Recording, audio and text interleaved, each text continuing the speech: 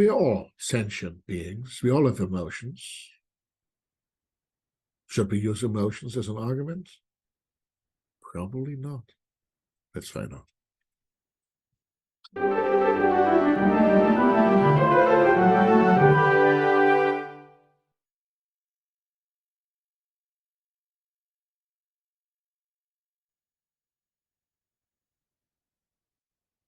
You know, sometimes an emotional appeal may seem necessary.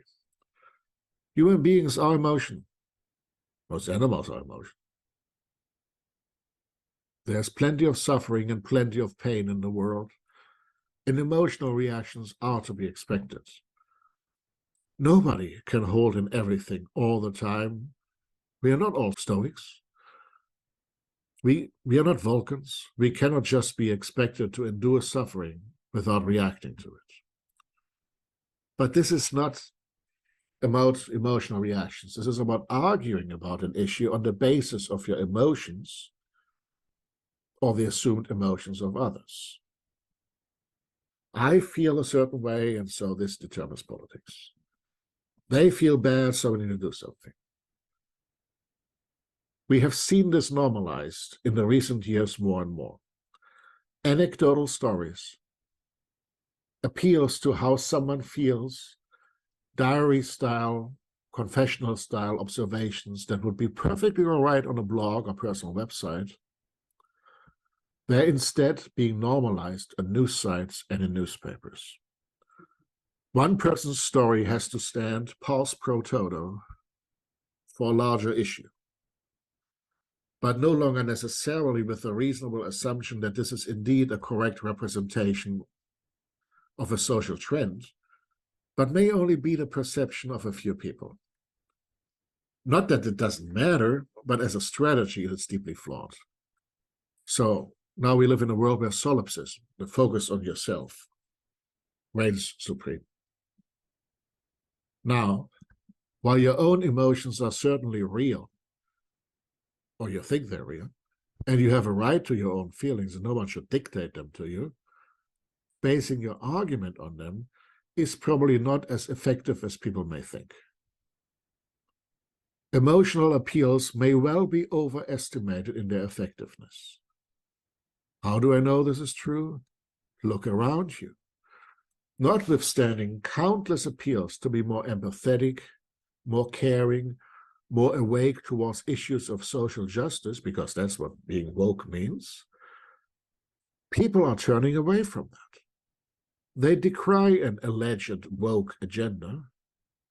They vote for candidates that praise themselves for being anti-woke, for being unsensitive, for being traditional, which means for hiding their bigotry and callous uncaring behind the mantle of an idealized past where none of us had to care about individuals or groups we simply do not want to be bothered to care about.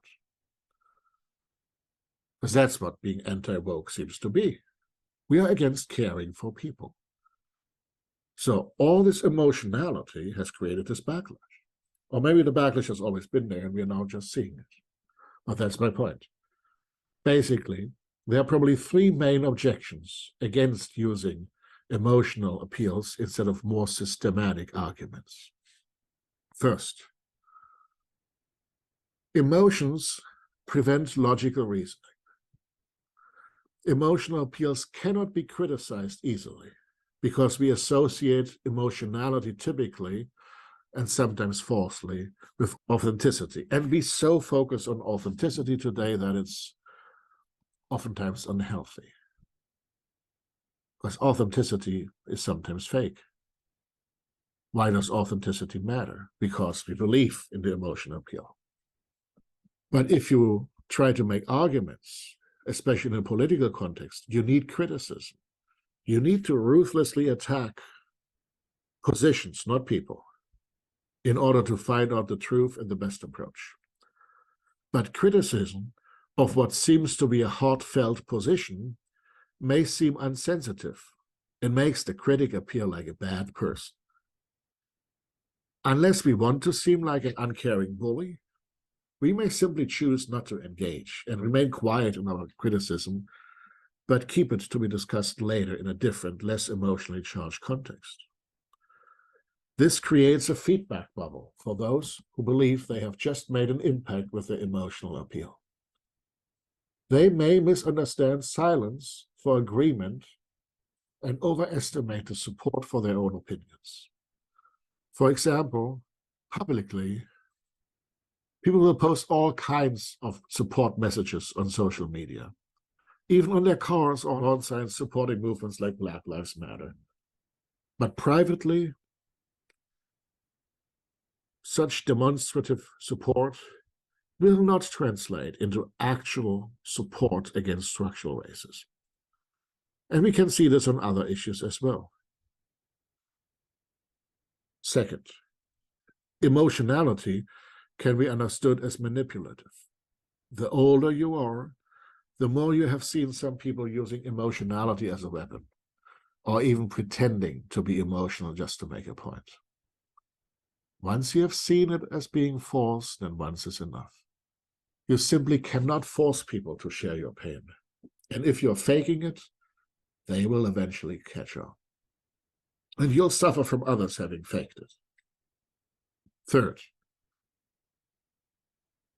less people than you would think actually care about others. They will instead see emotionality and pain expressed as a sign of weakness. They may actually resent you for it. We can see this with how the media and voters treat female politicians. On the one hand, they assume women should be more emotional and more caring, and then they blame them if they actually act like that, or worse, if they don't. So no amount of vitriol amassed against even the worst men in politics comes close to that thrown against women. How do we solve the problem? Effective politicians have always known that you need both a good human interest story and good data in support of it.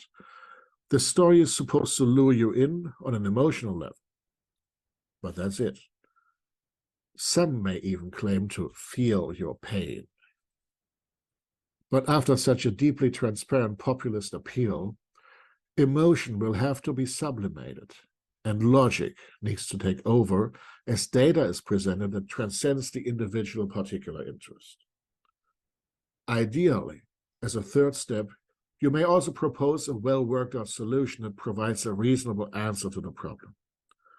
In short, emotion is fine, but only as a first step, and in its own, it is the weakest form of argument. Thank you very much. This is Dr. Philip Kneis. This is Erratic Attempts, and see you soon.